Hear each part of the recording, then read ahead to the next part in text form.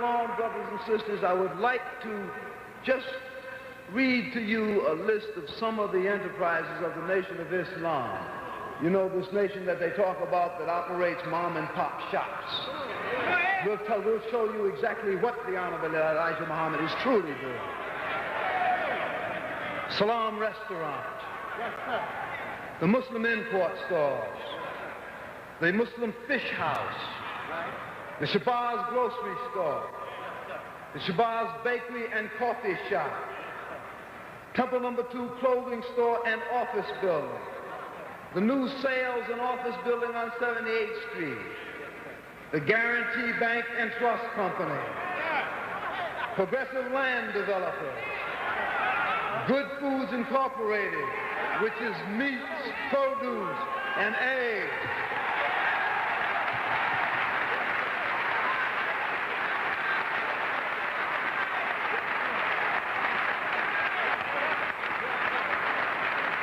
Chicago Lamb Packers, a national trucking system, an aviation department at Gary, Indiana, Muhammad Speaks newspaper plant, which is a cold storage and warehouse, over 200 apartment units, not to speak of the single-family dwellings that he has put his followers in. Farms in Michigan, farms in Georgia, farms in Alabama.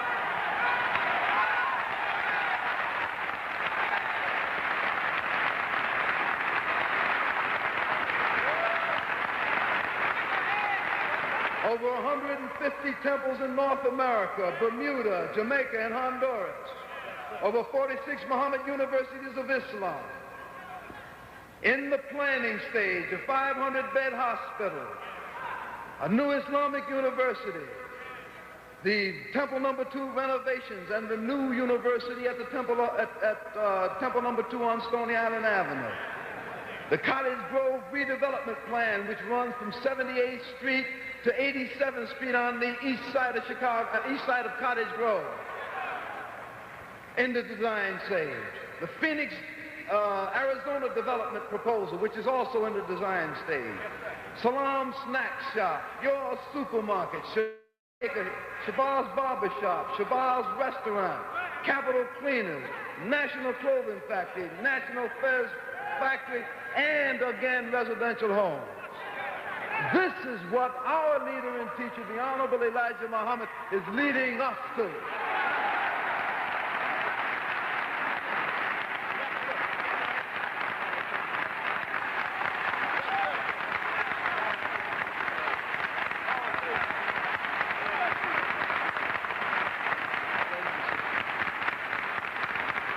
Brothers and sisters, I know what we are all awaiting, and that is the message from our leader and teacher, the Honorable Elijah Muhammad.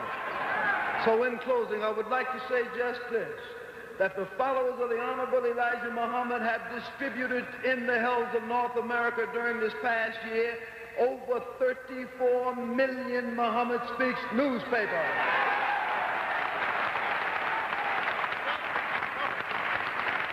As a foundation, we have Muhammad's temples in every city of America. We have temples in Bermuda, Jamaica, Honduras, and even in England. Right. Educationally, we have Muhammad universities of Islam in 46 cities. This man is truly building the foundation for a nation. Yes, sir. In transportation, we have a fleet of cross-country tractor trailers, the most modern. We have a fixed base operation, air aviation department in Gary, Indiana. Now we know that America also has many aircraft that, although excellent in design and suitable for use, they are grounded. We are already in contact with America to purchase some of these.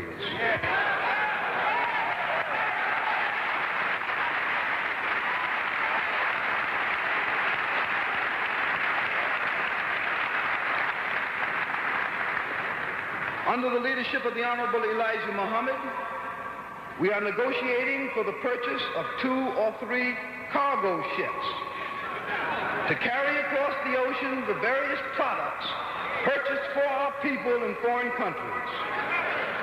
Go ahead there, Pop. In fact, the first shipload of fish from the unpolluted waters around the South American country of Peru has already arrived in Mobile, Alabama.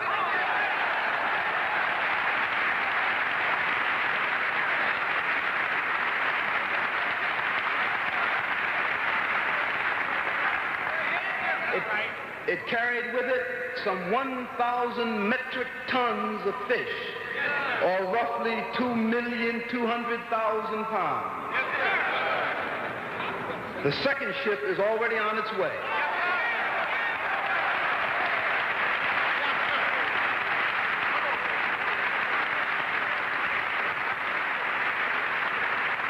This one will carry 1,200 metric tons. And brothers and sisters, under the leadership of the Honorable Elijah Muhammad, this will continue each month for the next year, at least. The only difference being that the poundage will increase.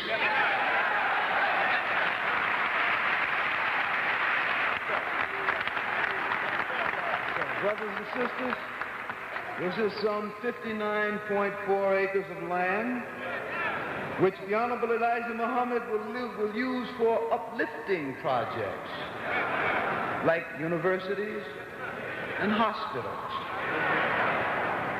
You know, Christians have hospitals all around us, but we must build our own.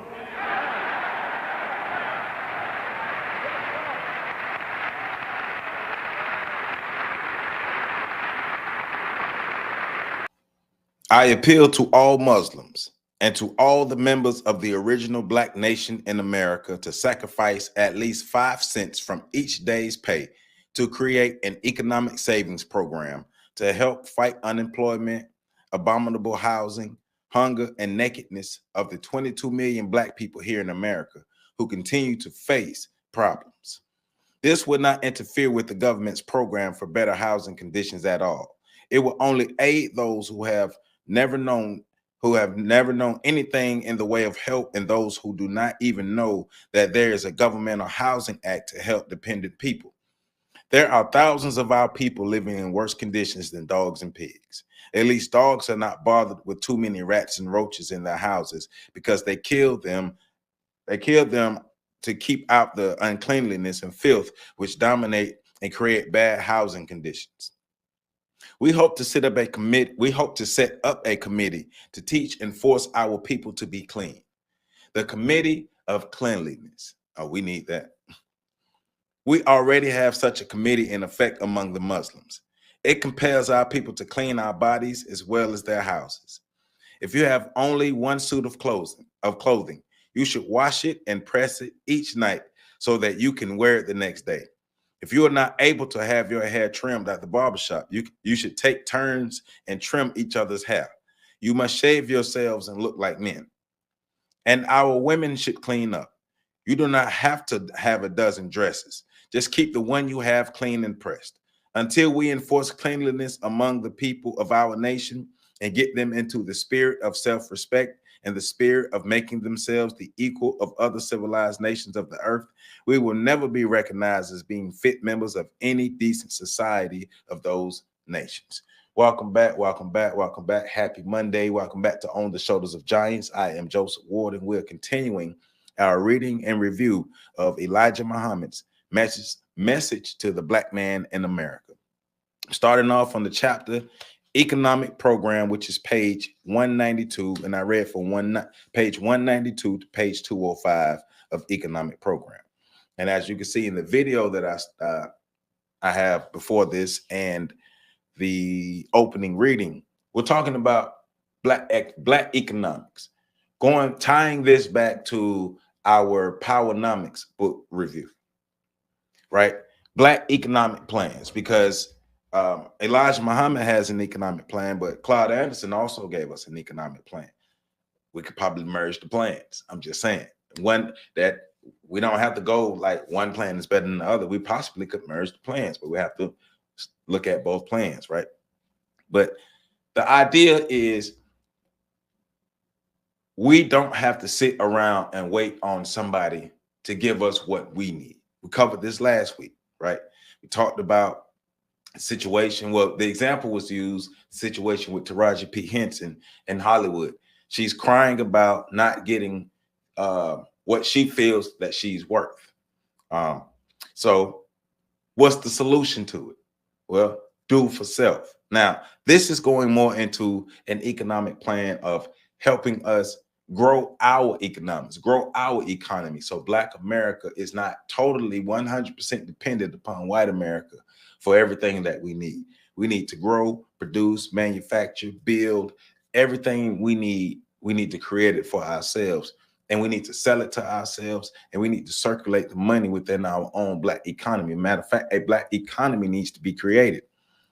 I see a lot of videos of people talking about, and this is tying back to Dr. Claude Anderson as well. I see a lot of videos of talking about the spending power that Black America has, or the power, or the money that Black America has, like as a collective.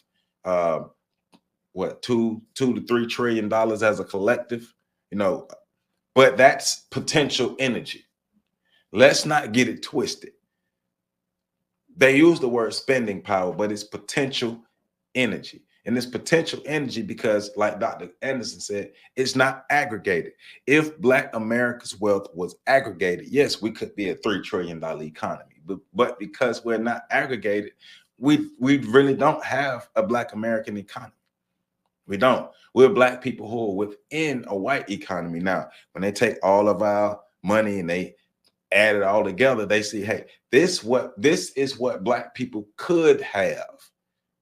Key word, could have. This is what we could have if we chose to work together, if we chose to build our own economic base for ourselves, if we chose to support ourselves, if we chose to trust ourselves, if we chose to become codified. Right? Because that's how a group is supposed to move. That's how people are supposed to move, to help empower themselves, to help make things better for themselves. We have to do it for self. Once again, nobody's coming to save us. Nobody's going to do it for us. So maybe we should take a look at these economic plans that are presented to us by our people. We keep what we can use and get rid of what we can't use, and then actually use the plans, put the plans into use. And as many people as possible, with full knowledge of understanding that everybody's not going to be a part of the economic plan, but as many people as possible participating and being honest. Integrity, character, values, but integrity and character. Because values could vary, because some people could have messed up values, but we should be able to trust each other. And we're at a point where we don't trust each other because we've been taught to hate each other. But let's jump back into it. Let's get into this economic plan, and let's not just listen to this video. Let's learn and then use the information. All right, so picking up on page 193, the first paragraph, the second paragraph. We have wasted too much money trying to be the equal of the millionaires of America, trying to be like white folk. Wasted too much money trying to be like white people. We're going broke trying to be like white people. We like sport and play, but we suffer the pains of hunger because of the millions of dollars lost paying notes for luxuries we could do without, such as fine automobiles, fine clothes, whiskey, beer, wine, cigarettes, tobacco, and drugs. Let the entire nation sacrifice for 3 years. So he's proposing a sacrifice for 3 years. So within these 3 years, confine ourselves to buy no more than 3 suits of clothing per year, never exceeding $65 in cost. Buy the minimum amount of shoes, never paying over $16 for a pair of shoes, as long as current prices for the above mentioned merchandise remain the same. Of course, factoring in inflation. Prices will go up over time, but whatever you're buying, it needs to be affordable because we need to live below our means, not above our means. Living below our means is keeping us poor. We should cut down on waste and high-priced food. Eat pure and wholesome food without being extravagant. Let us cut our extravagances. As soon as we have enough money in our banks to purchase land sufficient to feed 22 million Black people, we will build storage warehouses to store our supplies of the necessities of life for our people. I believe that if we make these sacrifices throughout the nation for 3 years, all of our nations are doing or have done, we will soon rid our people of poverty and want. Russia did it on a 5-year plan. Pakistan and other nations did it and are doing it today. We must sacrifice for 3 years. I will not ask you to try a 5-year plan. I'm afraid that you, with your short patience, will not agree. But try 3 years on an economic savings program to fight against poverty among our people here in America. I know you will become happier and more recognized people and have the spirit of independence, which is the glory of any nation. So he's proposing a 3-year economic plan where $1 a month, $1 a week, as much as you can, whatever's affordable to you, whatever's feasible, to donate this much a month to this, he wants you to donate the money to the temple, to Muhammad's temple number 2. So at the time, he wanted the money to be donated to Muhammad's temple number 2, which is in Chicago, Illinois. So like he's saying 25 cents a week, $1 a month, whatever you can send it to this pot. And this is going to grow over time because this is the central place that all of us are sending our money to. And this money is supposed to be grown to help us improve our place and our conditions in our economics, right? So going to page 194, he's saying a sound economic plan 1. So remember, we're talking about aggregating our money. See how the puzzle pieces come together? So we're talking about aggregating our money. So Dr. Claude Anderson gave us an outline of what we should do. Bam. So Elijah Muhammad said, all right, but this is how we're going to build the money to go ahead and aggregate it, right? So that's $1 a month. If you can't do $1 a month, and this is what he's proposing. If you can't do $1 a month, I don't know what to tell you. But let's do $1 a month so we can have this pot and then aggregate our money. But we have to be codified. Everything has to be under a code of conduct. And we have to operate under this code of conduct so we can ensure our success. Anything outside of the code of conduct would definitely be a lot more faulty, because what is holding the people to be true and to be honest, right? So a sound economic plan 1. We're in the midst of the so-called civil rights struggle, and ferment among the Black and oppressed reaches new heights. I shall list currently, but constructively, the guide and outline which must be followed if this Black nation of 22 million is ever to achieve true independence and equality. We shall begin with these 4 points. So these are 4 points that he said we should start with to be able to set a foundation for economic equality or economic independence. I say economic independence. We're not looking to be equal to anybody. We want to be independent of all and be able to be self-sufficient. We don't need to compare ourselves to anybody else. Fuck what everybody else doing. We don't need to be equal to them. We need to be independent, free, and safe. So number 1, our knowledge of self, others, and time should force us to become more prudent in our spending. Unnecessary spending by trying to keep pace with the wealthy of this country has done more to put us on the path of the prodigal son than anything else. Let us be taught how to spend and save by those of us who desire to see us out of poverty and want. Number 2, do not be too proud to meet together as leaders and teachers to discuss the solutions of how to stop the reckless downhill fall of our people. So we are meeting, but we're meeting with too much ego, no plan, no outcomes, and no actions, right? Number 3, not one so-called Negro leader seems to want to meet to want a meeting with Elijah Muhammad to discuss the plight of our poor people in America. Number 4, I have set before you a program according to the divine supreme being and his prophets. You have neither produced a better program or anything equal to it. Your present plans are involved in one of the most disgraceful programs, especially you who boast that you are free and want freedom. Justice and equality with your slave masters by sitting, standing, and begging to be accepted as the brothers of those who for 400 years have brought you into the present condition and have made you a people unwanted by the civilized nations of the earth. No one wants foolish people who love everyone but themselves and their own kind, who would rather beg than go for self, or even ask the slave masters to help them go for self. Such people, numbering into the millions, are on the road to destruction if their downhill speed is not checked by Allah and his messenger. So he's right. No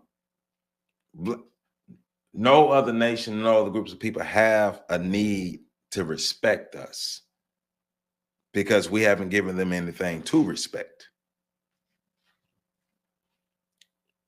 We cannot guilt people into respect. We cannot guilt ourselves into freedom. We cannot guilt ourselves into equality. We talked about that ad nauseum. I'm saying that because I'm thinking about this show on Netflix. I can't think of the name of it. Oh man, it messed me up. It pissed me off because black people on that acting stupid. But part of that was trying to guilt our way into power, and that's just not how it works.